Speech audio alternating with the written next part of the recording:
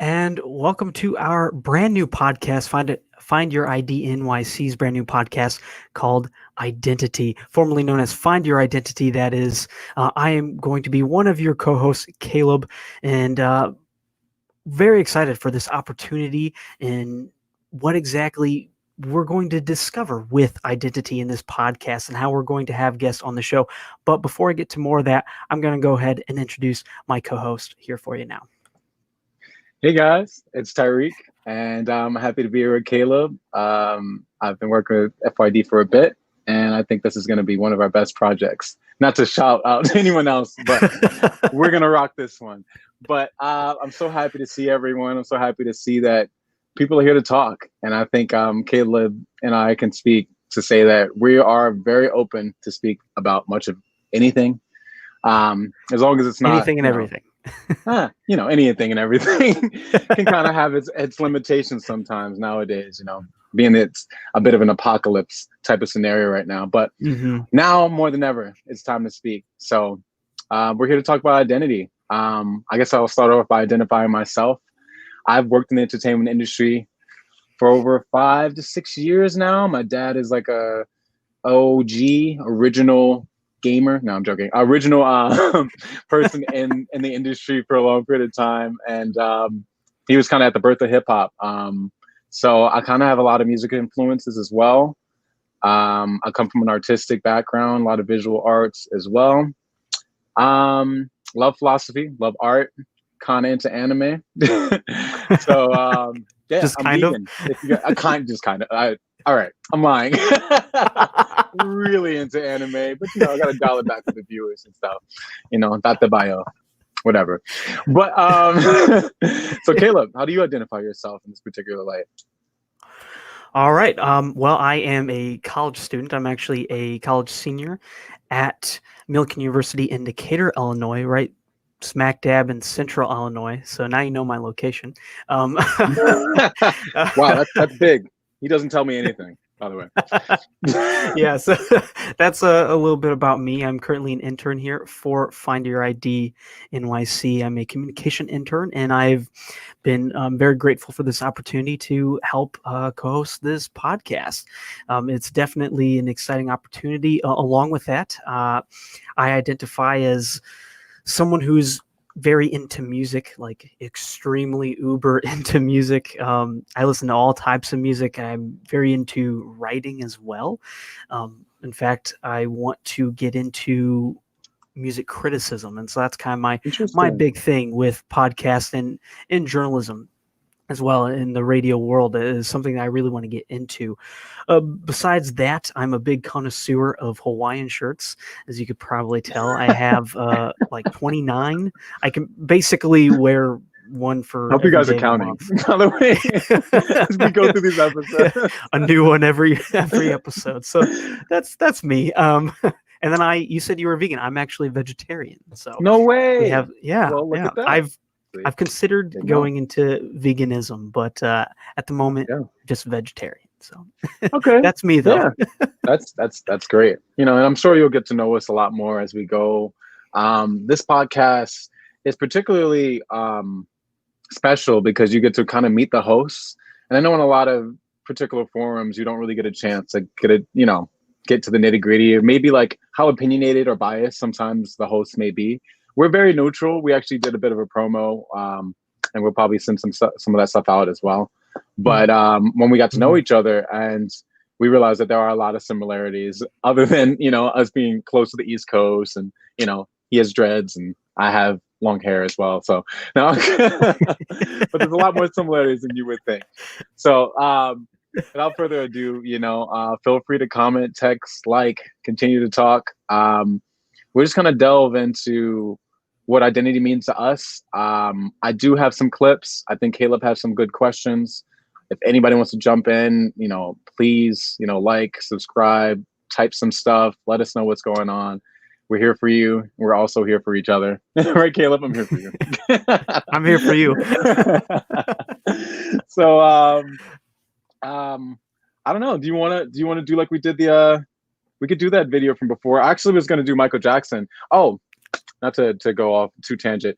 So I agree with him on this completely. I think we're a bit of both music buffs, which is kind of a good thing. So sometimes our clips will come through music, especially from like different time periods, just to see like what the cultural time and the representation of what it really meant.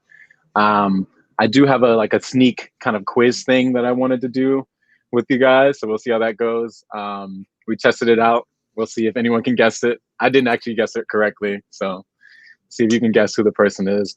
But yeah, music criticism is something that is kind of taken for granted in a sense. I think. I mean, if it's not commercial success nowadays, and this goes kind of to tie into a bit of our arguments as far as identity, if it's not artistic or commercial success, sometimes you won't even hear about it. You won't even hear what the cultural significance of certain things are. So, what do you think about that, Kyle?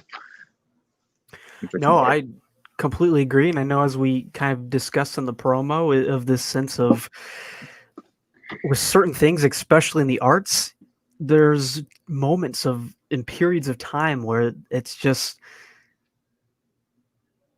almost this hollow sense to it, where it's just amusement. It's just being in the moment, being captured by the moment, not even considering or thinking about what's going on outside this venue or outside the moment. You're simply in the moment.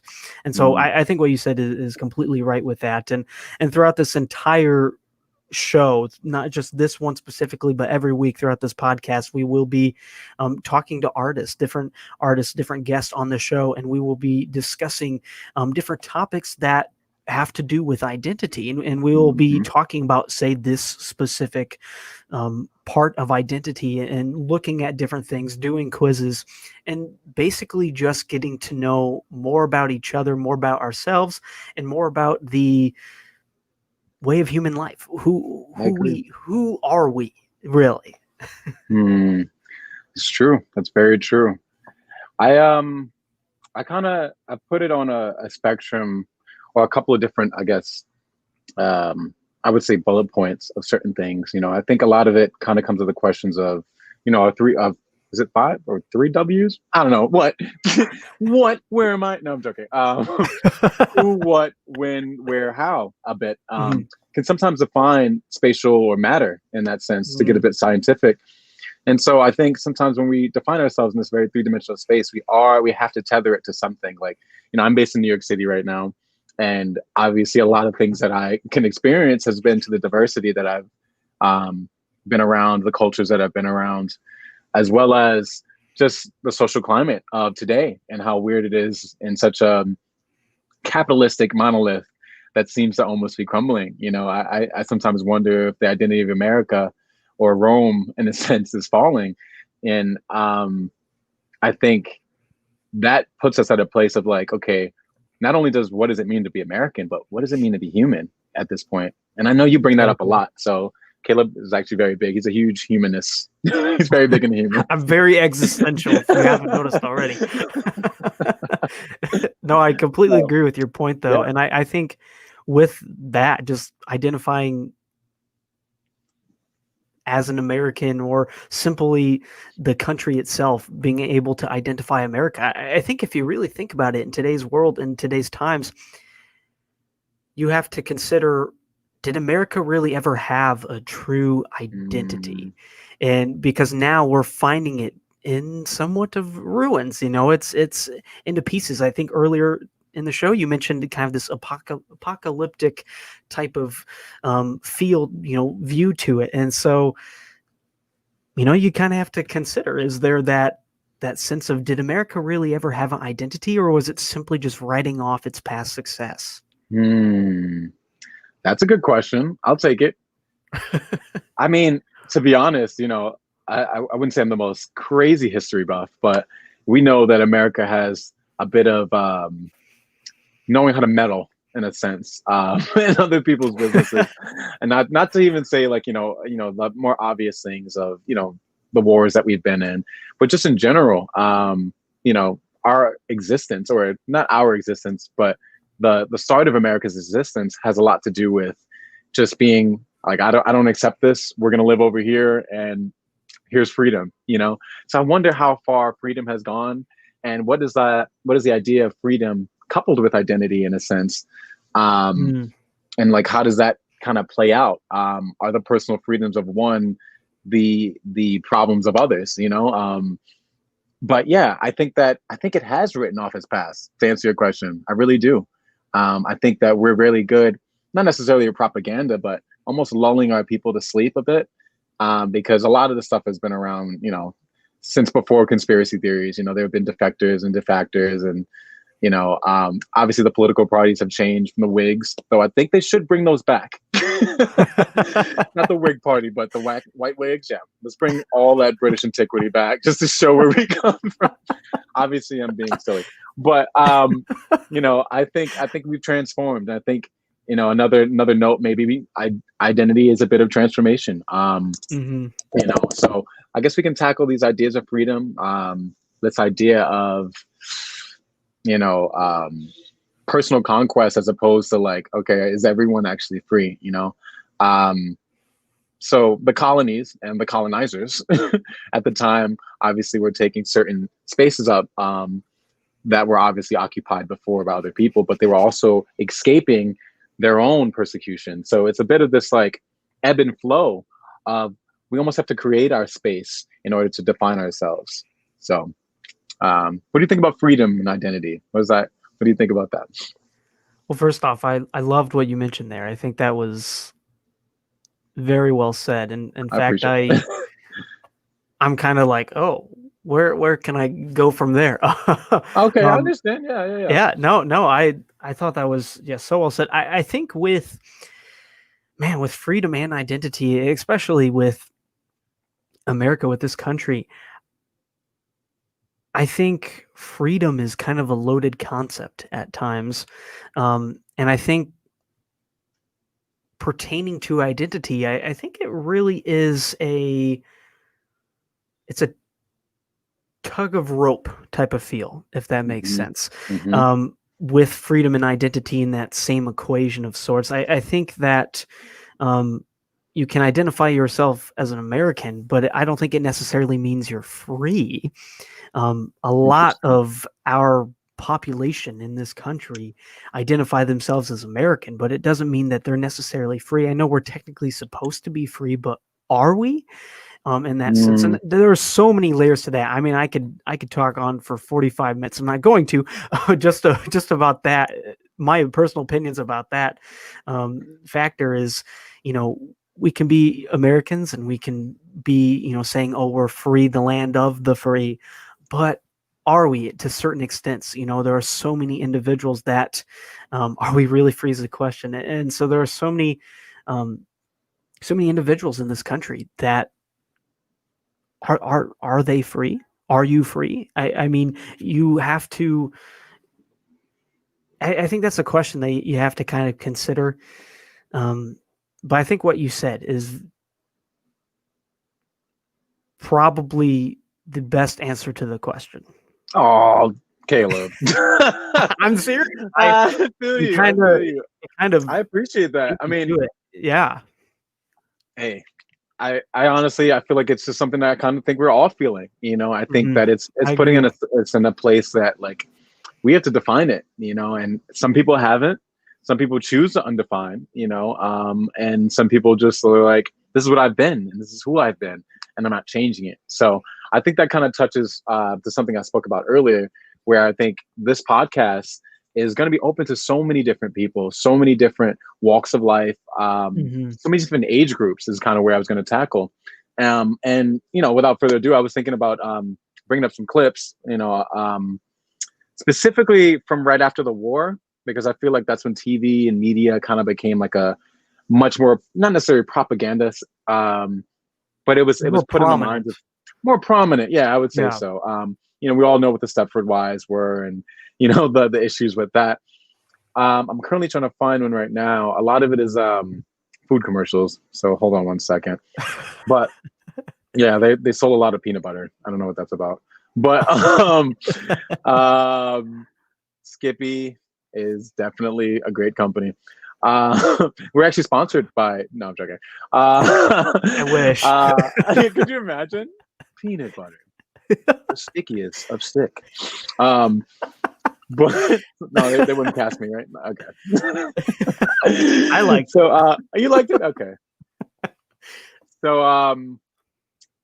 I the reason why I'll bring it up, I guess I'll still be looking for it as I speak. But what was America's identity post-war? And I think going back to this much Which more one? I think. well, post-World War, the big Mhm. ones, the macroeconomics of things. Not to say that the smaller wars didn't matter, but a lot of those were like transgressional infractions upon land and, a Mhm. lot of just money flow and stuff. But America didn't really become the America that we know today or what we think of as a superpower until, I think World War II. I agree. Obviously, there was a lot of convoluted stuff with that. So that's why I'm trying to target those particular commercials. And even just like kind of going into the idea of the Stepford wife. And I think personally, besides the idea of reparations, which a lot of people tend to, want to push forward with, or whatever it may be, um, I think that besides the 40 acres and a mule or whatever that was gained at the time, or what was supposed to be gained, the idea of the picket fence and the one house Mhm. and the boy and the girl and that type of stuff, that's kind of what I'm going to find out, some pictures here and some images. But I think that ideal of America too was a bit of a false flag, and it was due to media that we saw that it was more prominent. And we'll see how that kind of goes along the thing, along history, American history, and even in other cultures, how commercials are used as propaganda. So I'm gonna look that up, and just if you have an idea about that, or like, what do you think about like? Wait, think about. Let me ask you a question. I guess that's kind of what I want to ask.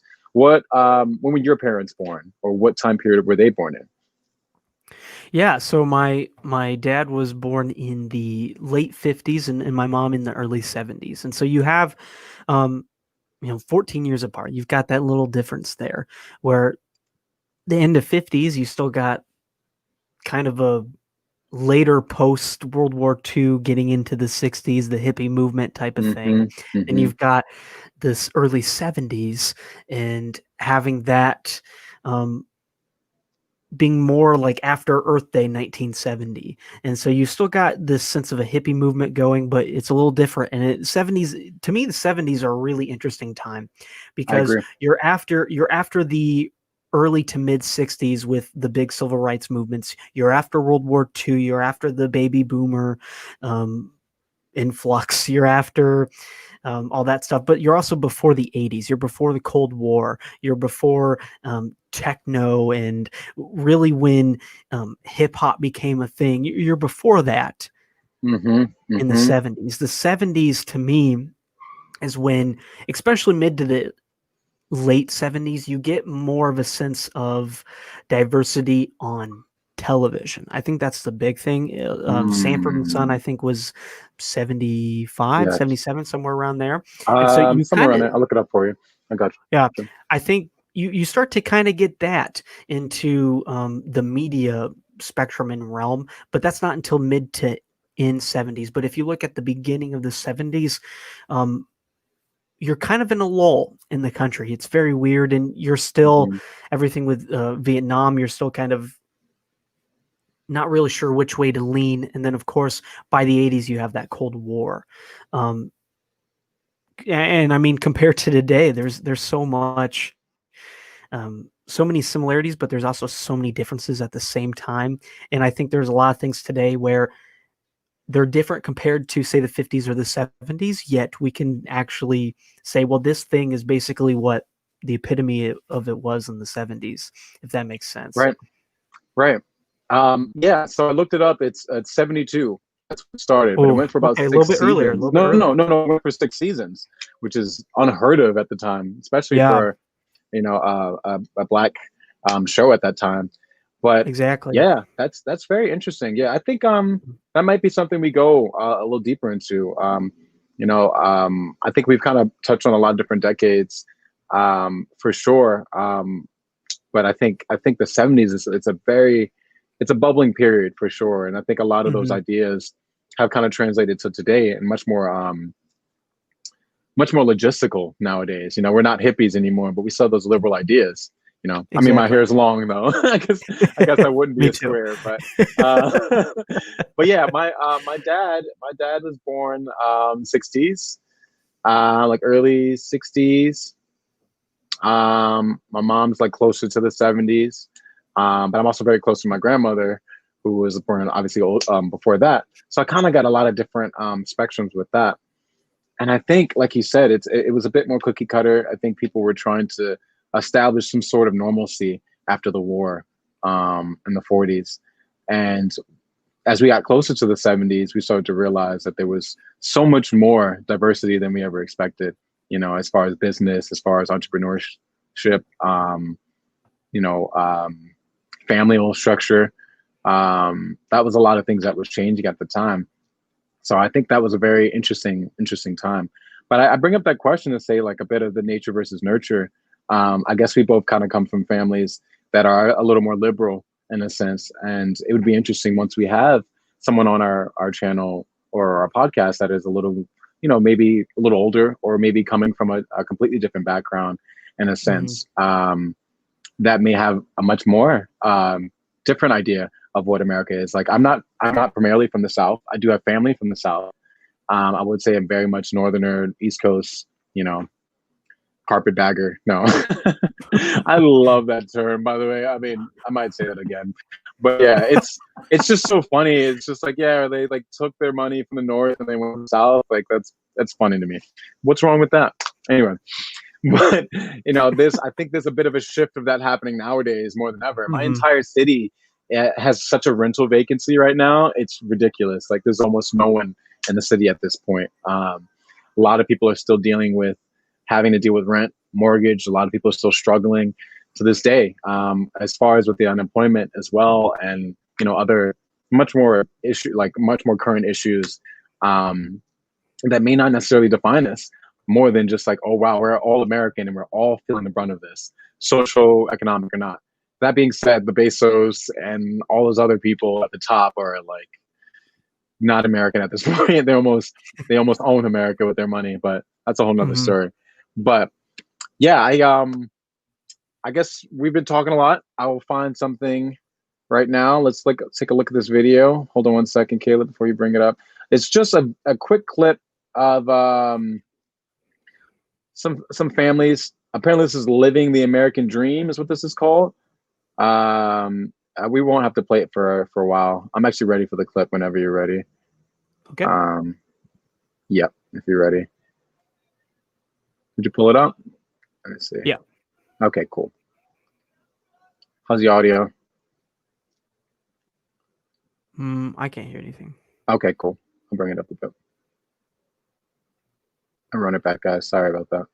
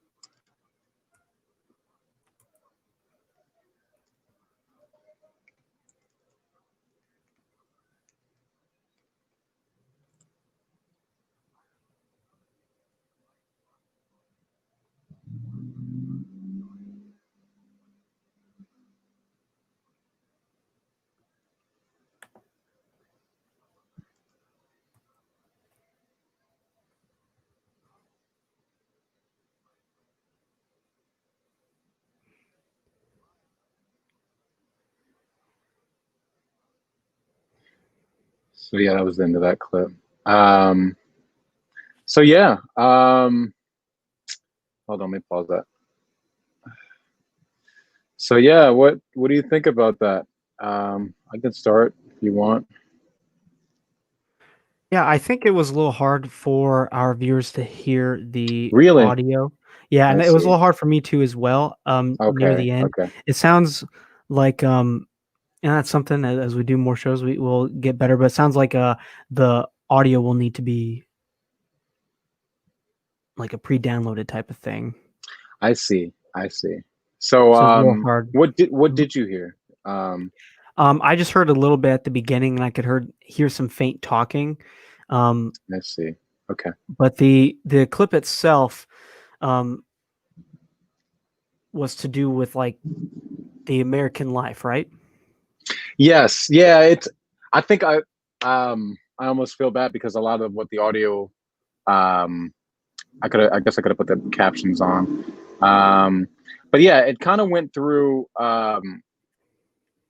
basically different home accessories Okay. to translate what the time was. So obviously the implications of a woman in the kitchen because like they go and like that's so blatant nowadays. But so they during that particular scene, they spoke about like how she specifically chose each one of these items and she designed the house the way she wanted and how they had that beautiful home, that first picture that we saw.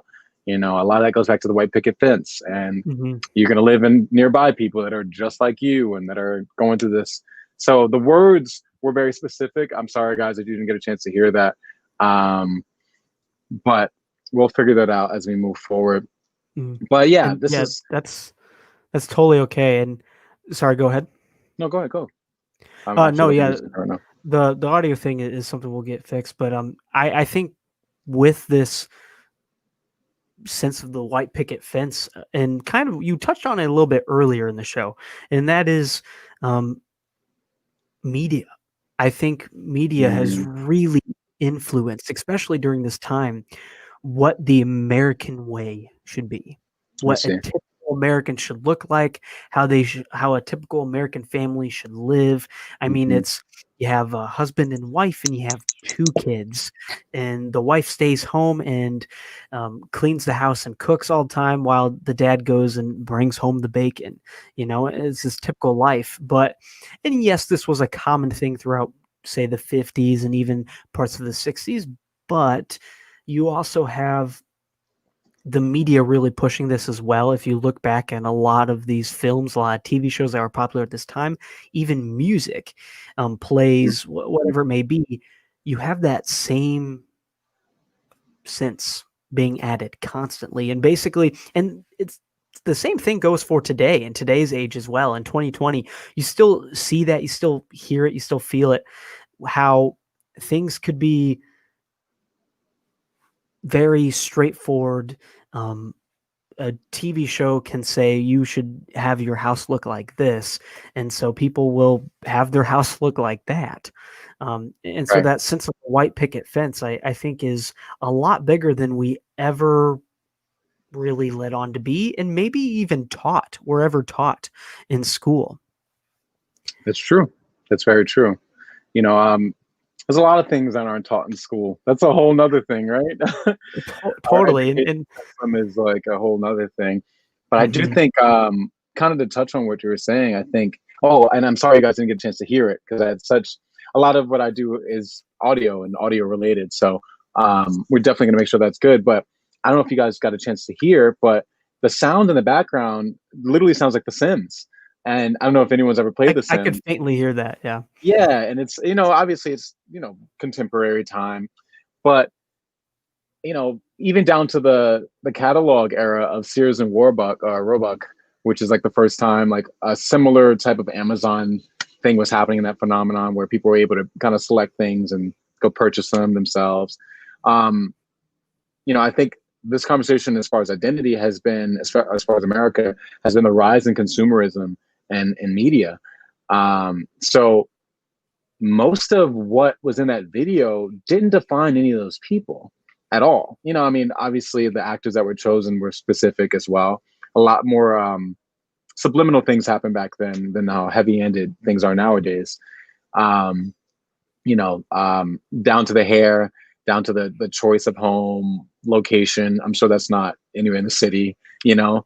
But a lot of it was just a big catalog. Like you could literally probably put like number price tags to each one of those items that she was trying to purchase. And I think the biggest thing is, and the next thing I was going to show was, we're just going to take a step back a couple of years and why that boom was happening, why that image was kind of being portrayed, and how stuck we've been in that sense. Because it's more about the baby boomers that rule where we are in America now. And I think what we kind of come to realize is that whether it be a culture, a tribe, a people, or even a country themselves, it's defined by the people themselves, like who live there.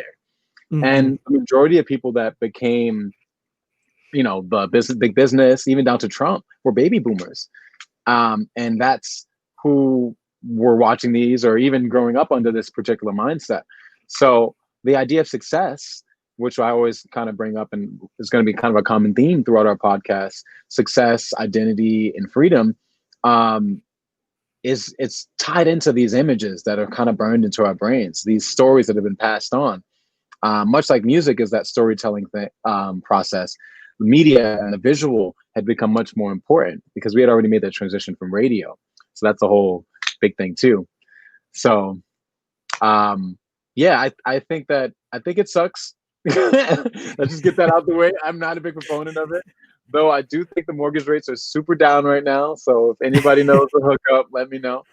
No, but yeah, I think financial knowledge has not been taught in our schools. I think a lot of things weren't taught, but we were taught how to buy stuff. We were taught how to personalize our collective consumer experience. You know what I mean? Mm-hmm. I completely agree. Yeah. So I'm not a big flashy person. I don't buy a lot of stuff. What about you? I can't stand buying stuff. I'm very frugal with my money. I might need one of those. I'm very frugal with my money. You won't see me going out to the store every day buying something new. That's for certain. Right. Okay. So I'm not the only one. Okay. That's good. You're not the only one.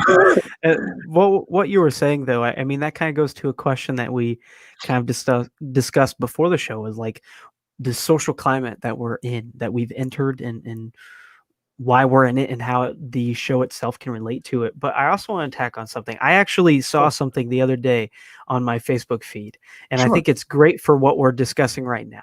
And that is, why do we say the Pledge of Allegiance? And what are your opinions of it? And I was reading the comments, and there were so many comments. Exactly. Put the comments. There were so many comments I was able to relate to, and I was then able to put my own opinion on top of theirs as well. And we basically came to this post itself probably had over 100 comments within the span of 5 minutes, because everyone was being able to comment on each other's comment and basically just say, I completely agree. And yeah, I felt the same way. Or, okay, you felt uncomfortable about this line. Well, I felt uncomfortable about this line. Like one individual in particular said, injustice and for all, like, what justice? Do we have much justice in this country, especially right now? And for me personally, I just felt this sense of, we were never really taught what the Pledge of Allegiance stands for in school. It was more of, here are the words, you have to say it every morning. I mean, that's at least how it was for me. No, it was, yeah.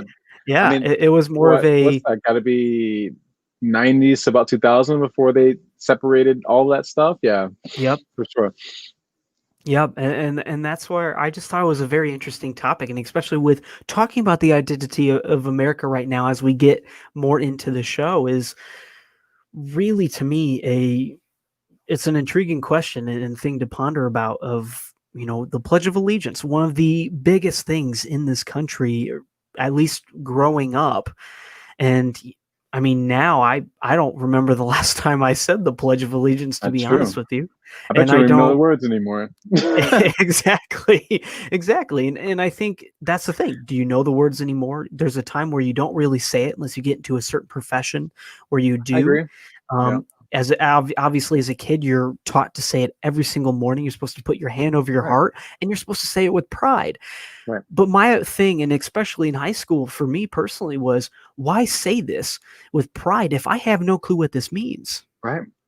And Right. whenever you bring it up, it's almost as if people don't want to tell you what it means, or if they are just as confused as you are. And so Exactly. it kind of goes into that sense of the white picket fence of the media, say in the 50s and the 60s, of following into this rabbit hole of modernity, of Mm, commonality, of interesting. similarity. Right. Just we all have to be the same. Right. And we all have to fall into place. It's like a jigsaw puzzle. We all It have is. our little place in the puzzle, the overall puzzle of the country. Right. And that was just something that I thought would be great for the show. And I Oh, that really was I thought the question in general by this individual was amazing. I was like, almost man, blasphemous. I mean, yeah, like uh, at 9 a.m. on a Wednesday, like, whoa, thinking about good it. morning. I mean, a lot of people don't even know different flag. I mean, I don't want to divert too much from what we're Mhm. because I do want to go back to what you just said. A lot of people don't even know, when we're in half staff.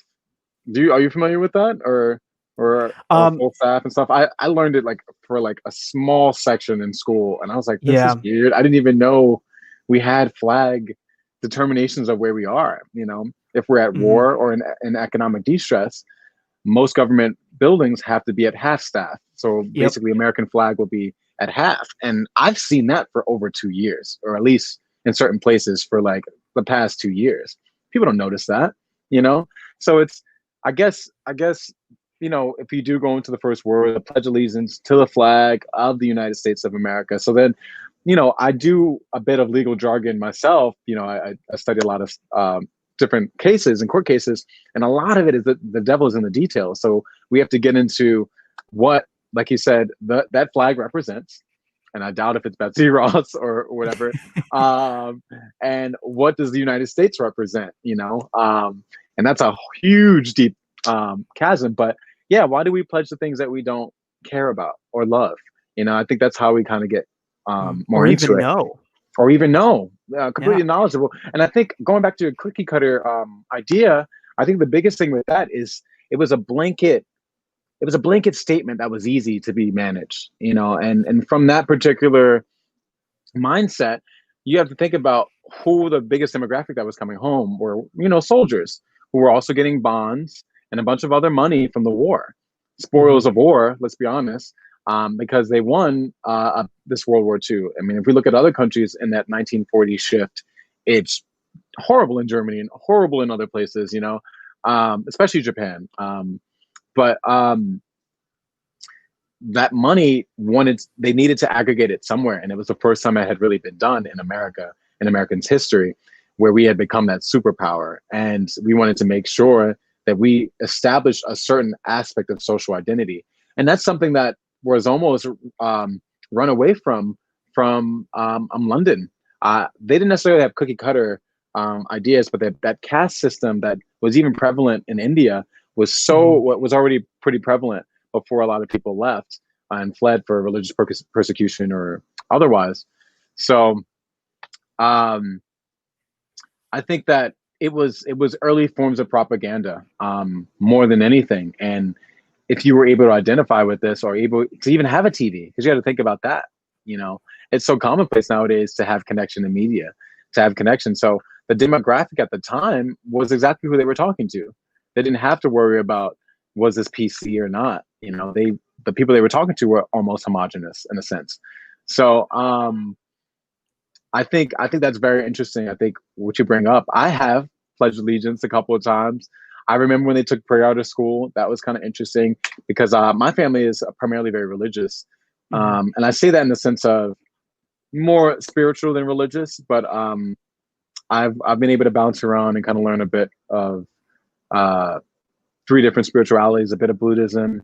My mom and her lineage is primarily more Christian, and my dad is a lot more Islamic. So I got a chance to kind of see all the rifts, all the differences, and much of the similarities as I've gotten older.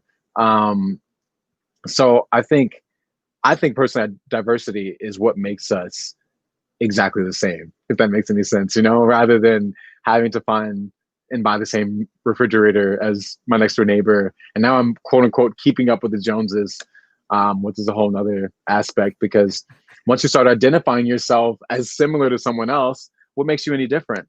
And I actually experienced this in Japan when I was there for a bit, where the first time I had asked, I know a lot of us know, and I talk about anime a lot, but a lot of us know that, some people in Japan actually dye their hair a different color.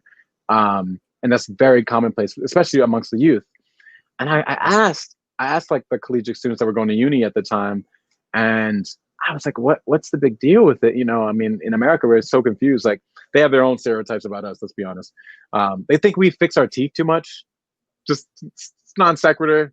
Anytime you see an American cartoon, like from that time period, like early, we have like really big, cheesy consumer teeth. That's what they say. That's how they see it. It's kind of weird. I guess like dental, it's not like it's big over there, but we're very big on plastic surgery and that type of stuff. So maybe that kind of scares them. But getting back on subject, they dye their hair to distinguish themselves. You know what I mean? Yeah. And it's something that we don't really think about because we're so diverse here. We're almost forced into to homogeny in a sense, and we rebel against it because let's be honest, like, who really lays claim to America? I have ancestry that's native. I have ancestry that's also not from here. So it's kind of like a catch-22 about who's really the identity. So I think it goes back to the people, like I said earlier, like who's watching, who watches The Watchmen of all. But it's like who's actually active. And I think this is a big thing. And this is why a lot of people are very big on the consensus. I don't think I actually put my census in or registered to vote this particular year. I know that's probably going to earn me a lot of slack from a lot of people right now. But like how is your voice represented? Other than like now I'm pledging myself to this land, I guess, that I was born in. My dad spoke about something that happens like as soon as you're born, after they cut the umbilical cord and stuff, you're already with a birth certificate. You're already stamped and you're American. And what does that kind of mean? And like, is that the pledge in and of itself? Are we almost offering our children up to the state, in a sense? And it's a bit contrarian, but it kind of does pose that question to like, how nationalists are we?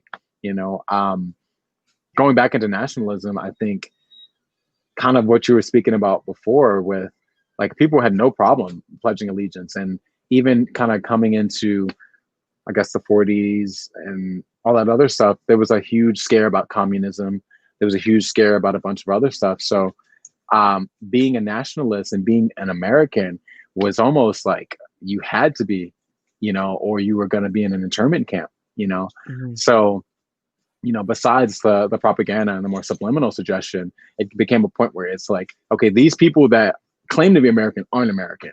And even down to the defamation of character of our, a late president of Barack Obama. He's not American. He's not American. This whole thing. So I did say the late president. He's not dead, by the way. The last president. The most recent president is what I meant to say.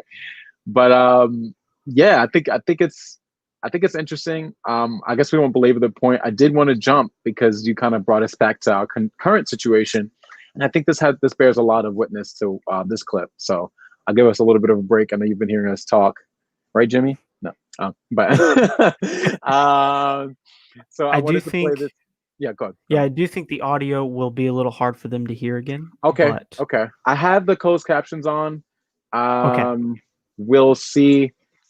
How does that sound?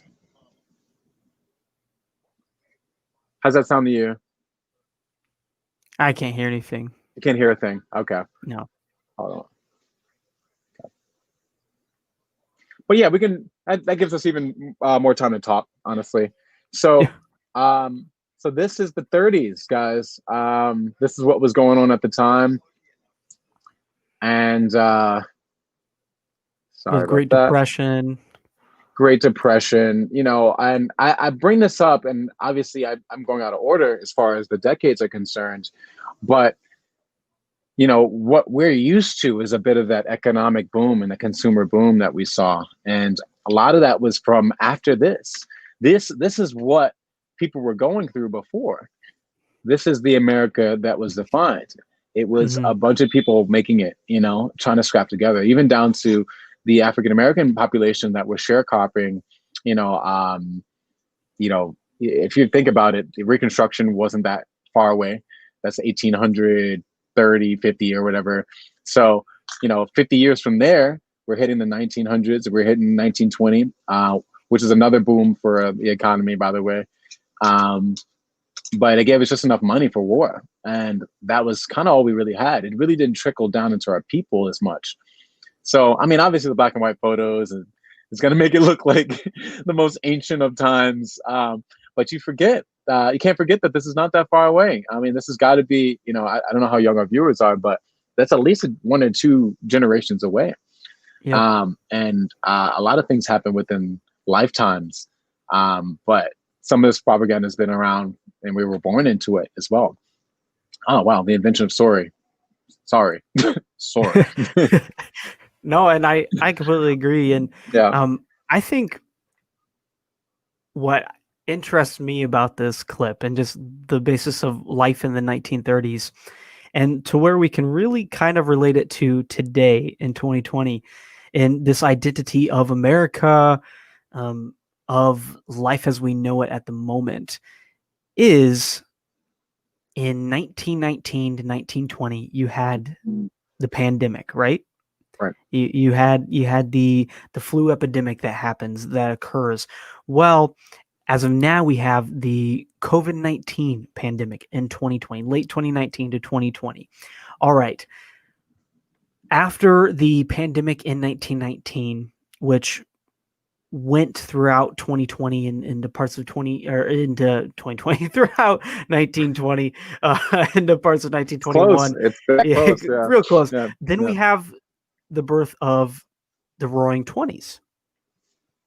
And you have to think, okay, why we had the Roaring Twenties, as obviously you have the abolition of alcohol throughout Right. parts of the 20s, and you have tobacco's becoming big, and you've got different kind of drugs being entered into the market, and you've got the saloons underneath, um, barbershops and such that are serving alcohol, and they're having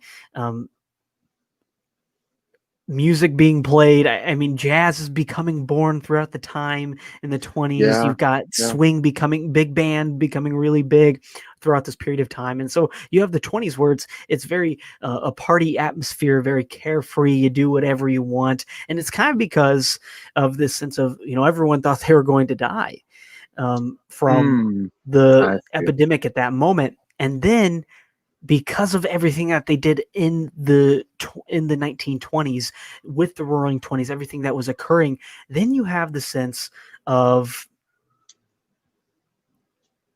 the Great Depression in the 30s.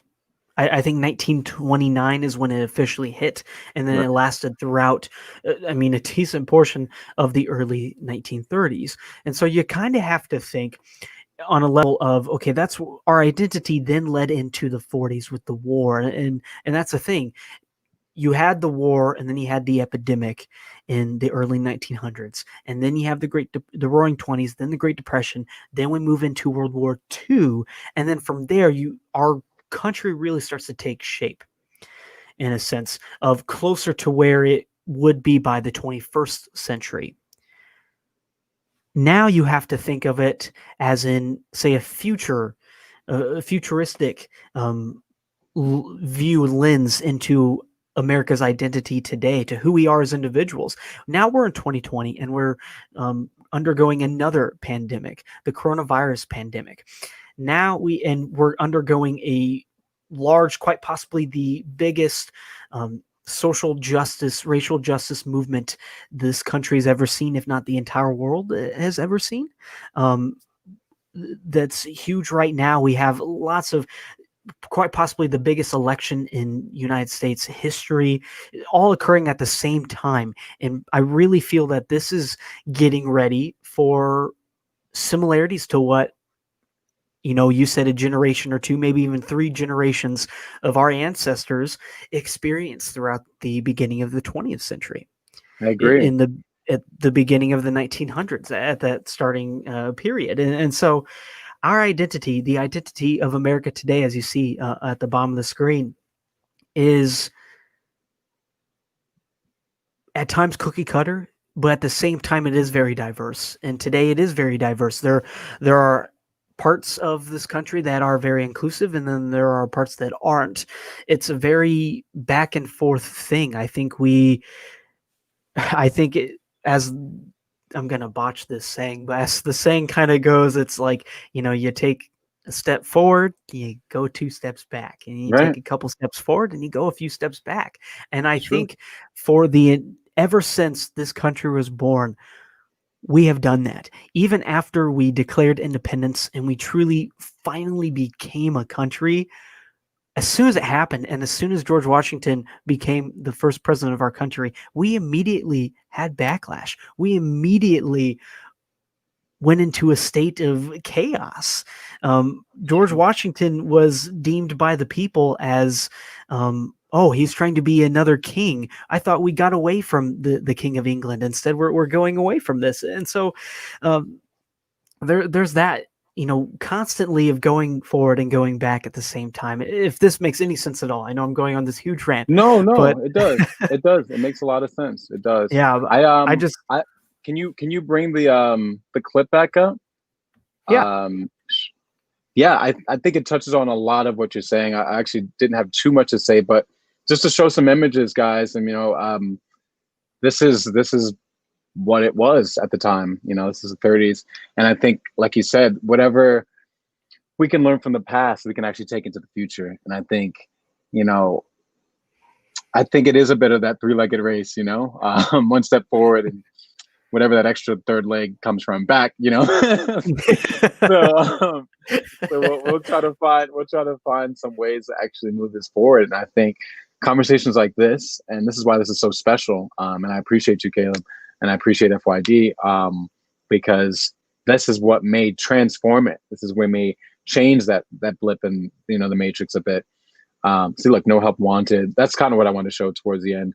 A lot of people were unemployed. A lot of people were still looking for things to do, and it almost seems like a different world than what I just showed earlier. That first image was almost like, not even 10 years afterwards. Yep. At this point, we had no idea if we were going to win the war or whatever was going to happen. So yeah, that's just kind of wanted to show you, like, it was a humongous working class, even down to the Rockefellers and a bunch of other stuff. Like, they were kind of like normal businessmen. We didn't really see the idea of monopolies so much later. And that's when I feel like, consumerism and a lot of commercialism has changed the idea of America. But, this looks like, now I can see why those people wanted to buy all those things. You know what I mean? It makes more sense now, because this seems like worse than in poverty, and everyone's living on top. See, like, this is an African-American family here. But yeah, I think it's very interesting to look at it from that perspective. And, obviously our first podcast is very big macrocosm of a sense of how America is. We also spoke about kind of our personal backgrounds and how the microcosm amongst that had changed, the migrations to different states, how different states had different ideals about this as well. But Caleb brought up a lot. He kind of like threw it in there. I guess I didn't really show a lot of that. But yeah, music is booming at this time. And often times in the midst of struggle, propaganda, and a bunch of other stuff, something very organic is born. Big band, jazz, like these things mean a lot. Oh, I guess we can take this off now. But big band, jazz, a lot of things are happening at this moment. And, this is going to bring us into our next episodes, where music it's kind of going to be more the defining factor of Mm-hmm. what our identity is, much more personal than anything else. So, um, down to musicians making music about things that were either they were being directly affected or creating a time um, in space where there was a bit of happiness, kind of what you described. Everyone was a bit depressed, either due to I'm gonna die tomorrow due to the flu, or unemployment, or a bunch of other things. So music Mm-hmm. held a very specific space um, in the artistic structure at that time. It really probably wasn't worth much. None of those guys in the Chitlin circuit, none of those, people really made a lot of money like they do today, but their impact meant more. So that's pretty interesting. I let's see what I was gonna do. I was gonna bring up statistic, but I guess that's kind of out the way. But just quick statistic. Basically, from January, what is this, 1958? The United States consumer spending was anywhere from 1,200 to 1,400. By 1960, January 60, 1960 January, it had already doubled. It was in the 2000s at that Sheesh. point. And I actually saw an image of America as far as time goes on in New York, and you can just see it. It's almost like just houses popping up out of nowhere. So we've also grown as a population as well. It's not as easy to control a bigger mass of people as well, as we can tell with China. Um, but, That's a whole nother so, episode. well, yeah, precisely, but yeah. Um, so it's harder now that our population started to grow. We also had Mm-hmm. all of these people coming back from the war, and they were able to make children with also had enough money to create whatever it had to do. So that's the nitty gritty. I did want to bring up my last clip, but I guess no one's going to be able to hear it, so I guess it doesn't matter. But I don't know how did we get it to work last time? I don't even remember. We'll figure it out. I'm not certain. We'll figure it out though. But yeah, so I guess you won't be able to hear it, but this God, I forgot who it was. What was the name of the guy? Yeah, I just want to shift gears real quick. We are approaching our hour mark. I don't know if anyone's still watching, but let's see. Oh, I guess we can go a little shifting gears, a little identity question. What's your favorite genre of music? Start there. That's such a difficult I question for me. know. I like I dream mean, funk. all of the above. Electronic. I'm not at home music. Underwater sounds. No, all right, I'll stop. Okay. For honestly though, so true. And for like odd genres, I really love like indie lo-fi bedroom pop. I love that. I love That's that good. title. That's such a great, just a great subgenre of the overall genre. But If you're not in your I listen. bedroom, you might as well not listen to this. No. Exactly. It's like lo-fi, then bedroom pop. It's like, okay, so it's lo-fi, but then you have to add in the fact that you're also in your bedroom. So Exactly. We don't want to get too turned up. You know what I mean? Yeah, I mean, Set the room on fire. I listen to a lot of alternative music, Okay. indie music. I listen to a lot of folk music. I'm very big into folk, rock. I listen to whatever I can get my hands on. I see. think jazz and funk are big for me too. I would say alternative folk and funk music are probably the big three that I constantly am rotating and listening to. I see. I think that goes from a lot of influences as far as being raised, the nature versus nurture thing family, but also just today's times and the things that I've gotten into and the things that I believe in. A lot of music has persuaded me via that way as well. Yeah, that sounds awesome. I also think I figured out our audio issue.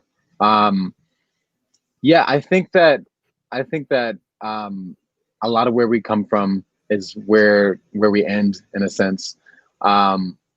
So I think that having to listen to all sorts of things growing up, as I said, my dad was heavy into hip hop. And he taught me, I guess, because he's like a little earlier than hip hop because he's a little older. that a lot of that stuff was samples from the 70s and the 80s. Mm-hmm. And a lot of that just kind of, I mean, I don't know if anyone's seen the Dr. Dre documentary, but before it kind of made its way over to the West Coast, as far as hip hop was concerned, a lot of them were just DJs that took old records that their parents were listening to and, you know, scratched them up, you know, and that's kind of how it was born and breakbeat was born. So I listen to a lot of hip hop. I listen to a lot of reggae because reggae has a lot of influences in hip hop as well. Mm-hmm. A lot of different stuff. I think currently the London scene is kind of something that's been very intriguing to me. The London grime scene, as far as it's connected to just the way music has been moving nowadays. Mm-hmm. But yeah, I listened to all sorts of stuff. I was a huge EDM fan for a while. Like early Skrillex, like scary monsters and nice sprites. Skrillex, yes. My ears still hurt. But it was a good time. Kid Cudi, big fan. Yeah, I think I got more into rock a little later. I guess it was during that time period where there was a huge like I guess Kanye was kind of bringing it in, where they was bringing a lot more indie music into hip hop. So that's Mm-hmm. kind of what kind of sparked it before. But before that, I mean, I love the Beatles. So I'd been studying the Beatles for a long time, and just their trajectory, and even some people that they kind of pay homage to, whether black or white, American or English. So Mm-hmm. I listen to a lot of that. I love me some Yellow Submarine. Uh, Me too, I though. think Me too. yeah, it's just like it's time. There's a time and place for everything. But yeah, I mean, indie rock is good. I do think that I wonder. I mean, they thought the future was going to be no words and stuff, but I do think it is going to become more and more electronic. Speaking of which, I watched this show called A Brave New World. It's not suitable for work for anybody, you guys. It's like incredibly hedonistic. It's ridiculous. But I read the book earlier in my life, and it talked a lot about social caste system and like the utopian world. It's supposed to be set in the future, and a lot of the music that they play, they make this reference to this joke, and there's this one guy that produces all the music for the entire like nation. He produced like 6,000 songs or something, and it's all just like that. Like it's just like this like lo-fi like bedroom pop in the background, and it's very funny because it's the future, and it's like everyone listens to this, and it's just so funny. But it's probably like one guy, it's just like secretly like Skrillex's son or something. But yeah. So I bring that up because it does bring us into what the identity of America is. I know that that show is Mm-hmm. particularly about London, but it just shows us kind of where we put ourselves and how we're placed. So a lot of, just to sum up kind of where we came from with all of this, is a lot of identity can be defined for you if you don't make room for it yourself. And that's kind of how I sum it up. I don't know. What would you think? What's your take? What's your summation of this before I throw my quiz out there? See if you guys get it. Yeah, I mean, I agree. I do. Yeah, I think I really do. I think that even though, what you mentioned is technically in the London scene, you can still relate it to America and different of parts of course. America today and with music in general and this show in general. Um, I mean, we're today discussing about the identity of America, the identity of ourselves, and of the possible future ahead of us. But yet each week, each episode will be different. We'll be tackling, instead of this macrocosm, more of a microcosm type of thing, Mm-hmm. and Mm-hmm. discussing a singular topic. But then there might be some weeks where we talk about a larger topic and talk about all kinds of minor details in those topics. And Right. and yeah, I completely agree with you. I think that with identity, there's so much that we know and so much that we don't know. And I think a lot of the things that we may know could be entirely wrong Hmm. with That's why we're identity. talking. I'm Yeah. exactly, and that's why we're Mm-hmm. talking. And I think to as we start to wrap up the show, before we get to the quiz real quick, I think that's exactly what the purpose of the show is that we're talking, we're discussing things to get to know not only each other better, but to get to know what other people think. Because not one particular individual is going to say, this is the definition of identity, and that's a fact, that's that. You can't argue with me. It's not debatable. It's like, well, it is debatable because there's no such thing. Identity is one of those fluid words that, as you mentioned yesterday during our test run, was yes. Merriam-Webster had like 10 different definitions for identity. It does. Yeah. I wonder if I So still have there's it up so there. many Okay, different no, definitions. But I mean, it just shows how fluid the term is. It shows how open it is, open-ended. There's no walls around it. It's constantly, it's this way, and then the next it's that way, and then it's backwards, and it's to the one step forward, two steps back thing. It's the identity. Our personal identities will never truly be known, nor will the identity of America, nor will because it's constantly changing. The world is constantly changing. Every second is the future. And that's leeway into your quiz. Yes, because we're slipping into the future now. Not to hold you guys too long. Okay, so without further ado, so I figured out the audio situation, so you guys should be able to hear that. I always look like this. How loud is it? It has good wood, man, but don't listen. See what I mean? Hey, it's a player piano. That's no player, that's me. Well, don't start. Play something. But I really have to look for my own man. Not now. I didn't even ask the quiz. Does anyone know who this is?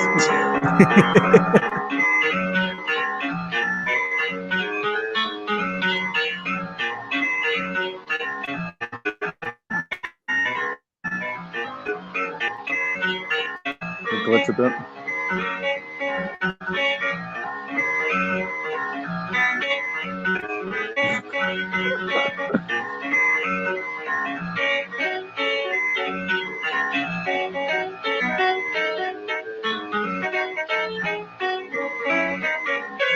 Wooden face is great big feet. She don't need a name, she has nothing to eat, but I love her just the same. I'm crazy about running to California every day. California, what makes you think it's so hard? I love you just the same. I'm crazy about running to California every day. Mama told me to let God on your loan. That's what she told me, no kidding. She said, son, keep away from that woman. She ain't no good. But Mama didn't know what God only was putting down. So I just got God on top and I said, one more time, California, what makes you think it's so hard? I love you just the same. I'm crazy about one to California everything.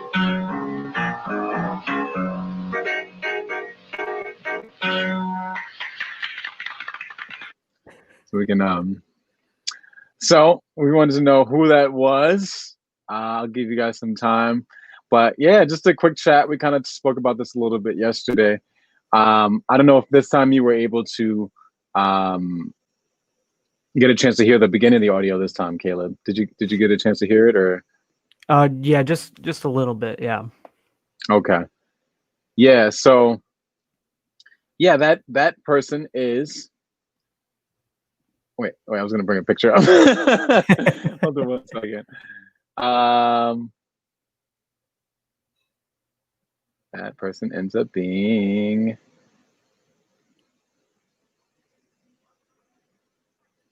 Okay, let's go for it. Moon contest. Jimmy and Joveda dancing to Little Richard and Tutti Frutti. Little Richard. It says Richard Hoffman. Probably not the same person, but this is definitely who we. You can see his eyes. It's the exact same person. But yeah, man. So you guys got it. You guys won the quiz. We appreciate you lasting to the end to have some fun with us. You get our endless love and support. Yes, we thank you for everything. So I'll stop sharing this one. But yeah. So I think that like you said, this question can go on forever. Obviously, we'll be able to figure out what America's identity. I do think that there's some things that we haven't touched on. Please, comments on there. Like, you guys didn't say anything about me, my identity, which is true, because we haven't touched on everything. There's some things in gender that weren't. I did speak a little bit about the consumerism in the 1950s. I think there's some, a lot more global structure and videos that we can bring up later. This is a topic that, without a doubt, that we'll kind of bring up. As we know that Caleb and I will always be here. Even if we bring another guest on, we'll still have this much bigger overarching thing as we get to know our audience and as we get to know our whoever we're interviewing.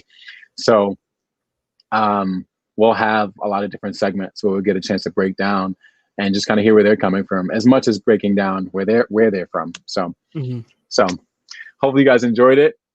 Tune in on our next one. When is our next one? I forgot. Next Friday. Next Friday, right? Yep, next Friday. Tune in. You can, by the way, like us on Facebook at Find Your ID NYC, and to like us on Instagram as well at Find Your ID NYC, and then like us on or subscribe to YouTube at The X Shows, which you can find this live stream of the podcast on YouTube and on our Facebook pages. Also, we have an Anchor podcast page as well, which you can find us at Identity by Find Your ID NYC, and that will be the podcast will then be distributed to several different platforms such as Spotify in the future as well. But thank you again. To tack on here at the end, thank you all for watching, for listening. We greatly appreciate. We'll be back next Friday, and really, even though we didn't necessarily say, "Oh, the question is this" and all that, we answered all the questions that we really wanted to touch on, and I think that's great. We were able to talk about the purpose of the show, talk about what is going on, the social climate, everything about identity, and kind of our opinions about it, and also that macrocosm of America's identity, the world's identity. And there are so many other things that we could tack on, which we will talk about specifically in the future as we do each episode. And so I think that that really sums everything up. So thank you again for watching, and thank you for thank you guys so much for all this. We'll catch you next week about the same time, roughly the 8 to 8:30 p.m. Eastern time on Friday evenings, and we should have our first guest next week. Yes, so you'll see our faces and some more, and that'll be fine. Feel free to comment anything that we missed. If you want an earlier podcast, let us know as well. We're all open for ideas. If you have any suggestions for any artists, any people that you would love to see on our show, or you'd love to just talk and you want to be a part of the show, please submit. I believe you can email us or hit us on YouTube or wherever. We'll get to you. We'll get to you indeed. Definitely follow us on Instagram at Find Your ID NYC. If you're probably already watching this on there. So signing off, man. This is the Identity Podcast, and I'll see you guys next show. Right, Caleb? Right. Right. Right. I know. And I just fade into the darkness. No, I'm joking.